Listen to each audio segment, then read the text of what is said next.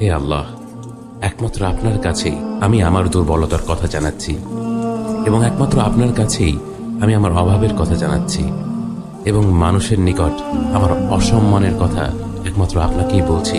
হে আরহামার রাহিমিন, আপনিই তো প্রতিটি দুর্বল ব্যক্তির রব এবং আপনিই আমার রব। আপনি কার কাছে আমাকে ছেড়ে দিলেন? এমন অচেনা মানুষদের কাছে যারা আমার ক্ষতি করতে চায়, নাকি এমন শত্রুর কাছে যাকে আপনি আমার চেয়ে অধিক শক্তি দিয়েছেন?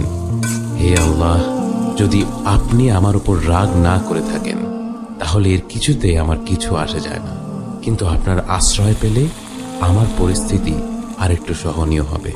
হে আল্লাহ, আমি আপনার চেহারার নূরের কাছে আশ্রয় চাই, যা সব অন্ধকারকে উজ্জ্বল করে দিয়েছে, যা দুনিয়া এবং আখিরাতের সব বিষয়ের সংশোধক।